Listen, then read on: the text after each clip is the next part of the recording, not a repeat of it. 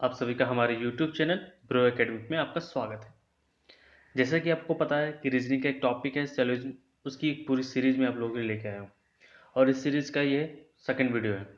First video already upload हो चुका है। अगर आप लोगों ने वो वीडियो नहीं देखा है तो वीडियो आप जाके देख सकते हो। तो वीडियो शुरू करने से पहले अगर आप हमारे चैनल पर नए हो तो हमारे चैनल को सब्सक्राइब करें और बेल आइकन को भी दबाना ना भूलें ताकि आप कोई वीडियो मिस ना कर पाओ। तो चलिए वीडियो शुरू करते हैं।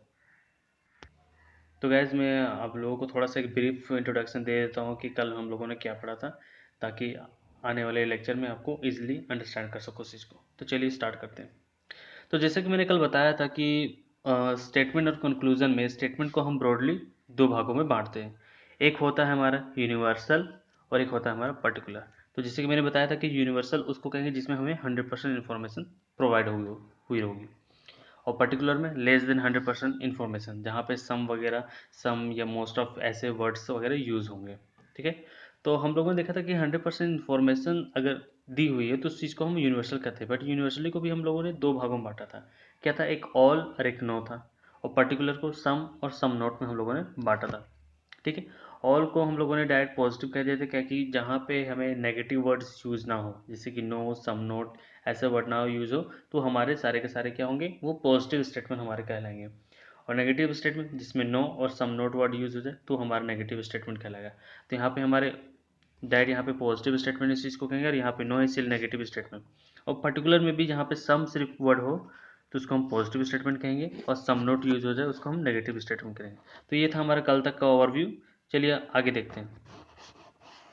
अब गाइज यहाँ पे जो आप लोगों को एक नोट दिख रहा है, अब इस नोट को आप प्रॉपर तरीके से इसी वे में आप नोट कर लेना ताकि आपको इजीली इस चीज़ को अंडरस्टैंड कर सके। ठीक है, चलिए शुरू करते हैं। जैसे कि आप लोगों ने देखा होगा कि हम लोगों ने दो स्टेटमेंट की बात करी थी, एक पर्टिकुलर और एक यूनिवर्सल स्टेटमेंट की बात करी थी। बट कभी होता है क्या कि क्वेश्चन में कभी ऑल ना देखे, कभी इन वर्डों का यूज़ होता है। जैसे कि यहाँ पे एवरी है, ईच हो गया, या 100% हो गया। इस तरह के टर्म्स वगैरह ऑल स्टेटमेंट में यूज़ करते हैं स्टेटमेंट के, ताकि कंफ्यूज करने के लिए। तो घबराने की बात नहीं, यहाँ पे देखो होता क्या है ऑल के केसेस में। एवरी, तो इसका जो एग्जांपल है वो एवरी डॉक्टर इज रिच, यानी कि यहाँ पे जो है वो हर एक डॉक्टर अमीर है। तो यहाँ साफ साफ बताया पूरे के पूरे एक 100% इन्फॉर्मेशन हमें दी गई कि एवरी डॉक्टर इज रिच। तो ये जो स्टेटमेंट होगा वो मेरा ऑल के अंदर आएगा। ठीक है। अब जो दूसरा है वो ईच, तो ईच का क्या एग्जांपल होगा? Each book is of different colour, यानी कि हर एक बुक जो है वो सबके सब अलग अलग कलर के हैं। तो यहाँ पे हमें ये 100% इन्फॉर्मेशन प्रोवाइड करेगी, यानी कि यहाँ पे कोई भी बुक एक दूसरे के साथ मैच नहीं हो रही, हर एक बुक अलग अलग कलर की अपनी है यहाँ। इसीलिए ये जो इन्फॉर्मेशन हमें वो 100% प्रोवाइड हो रही है, इसीलिए ऑल के केसेस में आएगा। और कभी कभी होता क्या है, क्या कि ये डायरेक्ट डेटा के बेस में खेल जाते हैं, जैसे 100% रोजेज आर रेड। तो इस तरह के केसेस में जो ये जो केसेस होंगे वो सबके सब क्या कहलाएंगे, ये ऑल के केस में कहलाएंगे, और ये एक यूनिवर्सल स्टेटमेंट कहलाएगा। ठीक है। और सम के केसेस में भी कभी कभी कुछ ऐसा होता है, जैसे कि वो सम ना कह के कुछ ऐसे वर्ड्स यूज करते हैं, मोस्ट, एटलीस्ट, मैनी, या लेस देन 100%। एग्जाम्पल के तौर में 60%, 70% डेटा देके आप तो पूछ सकता है। तो इसके एग्जाम्पल कैसे होंगे? जैसे कि मोस्टली की अगर हम बात करें तो यहाँ पे कुछ ऐसे होते हैं कि most of the roses are red, यानी कि ज़्यादातर जो गुलाब हैं वो क्या है, रेड है। बट कितना ये हमें नहीं पता। तो ये जो मोस्ट ऑफ होते हैं वो ज़्यादा क्या होता है, वो सम के केसेस में आते हैं। ठीक है, ये सम के केसेस में आते हैं। और एटलीस्ट, एटलीस्ट में होता क्या कि एटलीस्ट रोजेज आर रेड, जैसे कुछ रोजेज जो हैं वो रेड है। तो कितना रोजेज हमें नहीं पता, 60% भी हो सकता है, 70% भी हो सकता है, वो हमें नहीं पता, एग्जैक्ट डेटा हमें नहीं पता। तो ये जो एटलीस्ट है वो सम के अंदर में कंक्लूड होते हैं। ठीक है। तो और एक होता है जिसमें मैनी, यानी कि मैनी रोजेज आर रेड, तो बहुत सारे रोजेज हैं जो रेड है, कितना वो हमें नहीं पता। तो ये भी सम के अंदर ही आते हैं। और कभी कभी क्या होता है कि 100% डेटा ना देके कभी इस तरीके से पूछ सकते हैं कि 60%, 70% रोजेज आर रेड, तो ये भी सम के अंदर आते हैं। तो पहला क्या है, ऑल के अंदर क्या क्या आता है, एवरी आएगा, ईच आएगा, और 100% आएगा ऑल के केसेस में। और सम के केसेस में क्या आएगा, सम के केसेस में most, most of, at least, many, और लेस देन 100% के केसेस इस तरीके से देखे जाएंगे। तो ये प्रॉपर आप इस प्रॉपर इसी वे में आप इस चीज़ को नोट कर ले। आगे देखते हैं। तो गाइस जैसे मैंने कि पहले बताया था कि मैं आप लोगों को सिलोजिज्म का कुछ ट्रिक्स भी प्रोवाइड करूँगा। तो ये इसे आप रूल्स कह लो या ट्रिक्स कह लो, आप इसको इसी वे में प्रॉपर आप नोट कर लेना और इसी वे में आप इस चीज़ को याद करना। चलिए तो फिर आगे बढ़ते हैं। तो जो पहला जो ट्रिक है क्या बोलता है, पॉजिटिव स्टेटमेंट और नेगेटिव स्टेटमेंट, ये दो।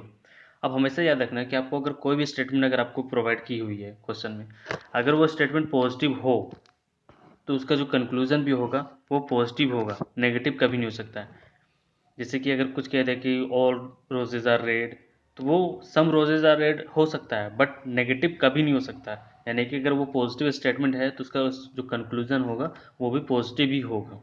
ठीक है, अगर नेगेटिव स्टेटमेंट आपको अगर दिया हुआ है तो उसका जो कंक्लूजन जो होगा वो भी नेगेटिव ही होगा। आप इस बात को अच्छे तरीके से नोट कर लेना कि पॉजिटिव स्टेटमेंट तो पॉजिटिव कंक्लूजन, नेगेटिव स्टेटमेंट तो नेगेटिव कंक्लूजन। चलिए आगे देखते हैं। आगे मैं बताऊंगा कि कैसे आप पॉजिटिव और नेगेटिव स्टेटमेंट्स के थ्रू ही आप कंक्लूजन को इजीली क्रैक कर सकते हो। ठीक है, अब आगे देखते हैं आगे क्या कह रहा है ये सारे ऑल इक्वल टू सम। मतलब क्या है कि अगर कभी आपके केस में अगर स्टेटमेंट आपको ऑल दिया हुआ है कि ऑल रोजेज आर रेड, तो आप उसको ऑल को आप सम कह सकते हैं कंक्लूजन के रूप में, यानी कि सम रोजेज आर रेड। अगर ऑल अगर बहुत जितने भी रेड है सबके सब अगर रेड है तो कुछ रोजेज जो होंगे वो भी रेड होंगे, सारे रोज अगर रेड है तो कुछ जो रोज होंगे वो भी रेड होंगे। तो इसीलिए हम ऑल को सम लिख सकते हैं, ऑल को हम सम के थ्रू डिनोट कर सकते हैं, बट सम को ऑल नहीं कह सकते कि कुछ रोजेज जो हैं वो रेड है बट सारे रोज रेड है, ये तो पॉसिबल नहीं ना। इसलिए हम ऑल को सम लिख सकते हैं, कह सकते हैं, और सम को ऑल हम नहीं कह सकते हैं। ठीक है, उसी तरह जो हमारा जो दूसरा है तीसरा जो है नो, तो नो को अपन सम नोट के तरीके से अपन यूज़ कर सकते हैं कि कोई भी रोजेज जो है वो रेड नहीं है तो कुछ रोजेज जो है वो रेड नहीं है, अपन इस तरीके से लिख सकते हैं। एग्जाम्पल, जैसे एग्जांपल के तौर में देखो कि नो के केसेस की अगर मैं बात करूँ तो एग्जांपल के तौर में मैं आपको बता दूं कि मान लो मेरे पास 10 रोज़ हैं। अब 10 रोज़ों में से वो एक भी रोज़ रेड नहीं है, 10 रोज़ मेरे पास है बट एक भी रोज़ रेड नहीं है। तो मैं क्या कह सकता हूँ कि कुछ रोज़ जो ऐसे हैं इन 200 में से, ये 5 या 6 या 7 रोज़ ऐसे हैं मेरे पास जो कि रेड नहीं है, उसको तो मैं कह सकता हूँ, क्योंकि यहाँ पे पहले ही बता दें कि नो को हम सम नोट लिख सकते हैं, बट सम नोट को नो नहीं लिख सकते। क्योंकि इसमें ये अगर इसको इस तरीके से मैं समझूं कि मेरे पास कुछ रोज ऐसे हैं जो रेड नहीं है, बट सब सारे के सारे रोजेज मेरे पास ऐसे नहीं कि रेड नहीं है, ये पॉसिबल नहीं है। तो ये अब याद रखना कि ऑल को सम के रूप में हम डिनोट कर सकते हैं, सम को ऑल के रूप में कभी डिनोट नहीं कर सकते हैं। नो को सम नोट के रूप में डिनोट कर सकते हैं, सम नोट को नो के रूप में डिनोट नहीं कर सकते। ठीक है, तो ये याद रखना। कुछ ऐसे केसेस होते हैं जो डेटा के बेसिस में होते हैं, जैसे कि 70%, 60%, 50%, कुछ ऐसे आपको डेटा प्रोवाइड किया हुआ है ना, डेटा प्रोवाइड किया हुआ है। अब उस डेटा को क्या कह सकते हैं कि मान लो मेरे पास 70%, 80% कुछ चीज़ें हैं, उसमें अगर कुछ बोल दें कि मान लो 70% रोजेज आर रेड मेरे पास है ऑलरेडी 70%, उसमें ये बोल दें कि 70% में कुछ रोजेज ऐसे हैं जो रेड है, तो हम उस चीज़ को अग्री कर सकते हैं। इसीलिए 70 या डेटा के रूप को हम सम कह सकते हैं। मेरे पास कुछ डेटा है उसका कुछ सम, तो सम कह सकते हैं, बट सम को एक डेटा का रूप हम नहीं दे सकते कि मेरे पास कितना है वो मुझे खुद नहीं पता, तो मैं कैसे कह सकता हूँ कि 60% 70% जो है वो करेक्ट होगा, इसीलिए इस चीज़ को कह नहीं सकते। ठीक है, एक बार फिर से देख लेते क्या है कि पॉजिटिव स्टेटमेंट को पॉजिटिव कंक्लूजन हम कह सकते हैं कि पॉजिटिव स्टेटमेंट होगा तो पॉजिटिव कंक्लूजन ही होगा, नेगेटिव स्टेटमेंट है तो नेगेटिव कंक्लूजन ही होगा। ऑल को सम डिनोट कर सकते हैं, सम को ऑल नहीं कह सकते, नो को सम नोट कह सकते हैं, सम नोट को नो नहीं कह सकते। 70% 60% कुछ ऐसे डेटा होंगे जिसको हम सम के रूप में हम डिनोट कर सकते हैं, उस चीज़ को लेकर हम चल सकते हैं, बट सम को हम एक डेटा ग्रुप हम नहीं दे सकते। तो ये आपका एक रूल्स एंड ट्रिक्स, इस चीज़ को आप अच्छे से याद कर लेना इसी वे में, ताकि आपको हेल्पफुल होगा। चलिए आगे देखते हैं। जैसे कि हमारे पास कुछ डेटा होता है, जैसे कि आपको कुछ स्टेटमेंट दिया रहता है, तो आप स्टेटमेंट को कैसे आप स्टेटमेंट के पॉजिटिव स्टेटमेंट या नेगेटिव स्टेटमेंट के आधार पे आप कंक्लूजन को कैसे आप डील कर सकते हो उस चीज़ को। तो मैं आप लोगों को पहले सिंगल स्टेटमेंट के साथ स्टार्ट करूंगा कि सिंगल स्टेटमेंट और मल्टीपल कंक्लूजन को लेके अपन डील करेंगे, फिर सिंगल के साथ डबल स्टेटमेंट, ट्रिपल स्टेटमेंट, इस तरीके से अपन डील इस चीज़ को करते रहेंगे आने वाले क्लासेस में। ठीक है, तो आज का जो क्या है ये कह रहा है कि अगर आपके पास दो स्टेटमेंट हैं, दो स्टेटमेंट में अगर पहला स्टेटमेंट और दूसरा स्टेटमेंट अगर पॉजिटिव हो, अगर दोनों स्टेटमेंट अगर मेरा पॉजिटिव है तो कंक्लूजन जो होगा वो हमेशा पॉजिटिव ही होगा, नेगेटिव कभी नहीं हो सकता। ठीक है, याद रखना। अब दूसरा क्या कहता है कि नेगेटिव स्टेटमेंट और नेगेटिव स्टेटमेंट, यानी दोनों स्टेटमेंट अगर नेगेटिव है तो इसका जो कंक्लूजन वो डेफिनेट नहीं कहा सकता, नहीं कहा जा सकता कि कितने क्या हो सकते हैं। वो आने वाले केसेस जब अपन क्लासेस में जब क्वेश्चन को डील करेंगे तब इस चीज़ को आप अच्छे से रिलेट कर सकते हो। ठीक है, अभी के लिए बस इतना ही रखने दो। और अभी जो इसका जो लास्ट है वो क्या है कि पॉजिटिव स्टेटमेंट और नेगेटिव स्टेटमेंट, अगर मेरे पास दो स्टेटमेंट है, दो स्टेटमेंट में अगर मेरा एक स्टेटमेंट जो है पॉजिटिव है और एक स्टेटमेंट में अगर नेगेटिव है, तो इसका जो कंक्लूजन होगा वो नेगेटिव ही होगा। आप इस चीज़ को अच्छे से याद कर लेना। मैंने क्या बताया अभी कि दो स्टेटमेंट अगर पॉजिटिव है तो इसका जो कंक्लूजन होगा वो पॉजिटिव ही होगा। अगर दो नेगेटिव है स्टेटमेंट तो इसकी जो कंक्लूजन है वो डेफिनेट नहीं कहा जा सकता कि क्या हो सकता है, ठीक है। और जो इसका तीसरा जो है, जो अगर पहला स्टेटमेंट पॉजिटिव अगर दूसरा स्टेटमेंट अगर नेगेटिव है तो इसका जो कंक्लूजन होगा वो नेगेटिव ही होगा। ये अच्छी तरीके से आप रट लो, ठीक है। जैसे मैंने अभी कुछ रूल्स एंड ट्रिक्स बताए वो आप सभी को याद होना चाहिए। इसके बाद चलो एक एग्जांपल करते हैं, एक सिंगल स्टेटमेंट के साथ उसके मल्टीपल कंक्लूजन लेके अपन इस चीज़ को ख़त्म करते हैं, ठीक है। चलिए पहला एग्जांपल कर लेते हैं कि क्या है। तो मैंने आप लोगों को सारे rules and tricks and tips वगैरह आप सभी को दे दिया है कि स्टेटमेंट कैसे क्या होता है। स्टेटमेंट को दो तरीके से बांटा गया है, universal, particular, 100% information, less than 100% information, positive statement, negative statement. इस चीज़ के आधार पे आप ये आपके पास जो एक स्टेटमेंट है और उसके जो मल्टीपल 7 कंक्लूजन है आप इस चीज़ को क्रैक कर सकते हो। मैं आप लोगों को बताऊंगा कैसे आप पॉजिटिव स्टेटमेंट और नेगेटिव स्टेटमेंट के आधार पर ही आप कंक्लूजन को क्रैक कर सकते हैं। मैं अभी आप लोगों को बताता हूँ और अभी दिखाने वाला हूँ, ठीक है। तो देखते हैं क्या है। तो इसका जो पहला स्टेटमेंट है वो ये कहता है, पहला स्टेटमेंट जो है all pens are gel pens, यानी कि सभी पेन्स जो हैं वो जेल पेन्स है, ठीक है। तो आप इस चीज़ का कैसे आप बनाओगे वेन डायग्राम, अगर वेन डायग्राम की बात करो तो कैसे बनाओगे, चलिए देखते हैं वेन डायग्राम कैसे बनेगा। तो इस तरह से बनेगा। तो एक पेन का बोला होगा all pens are gel pens, ठीक है।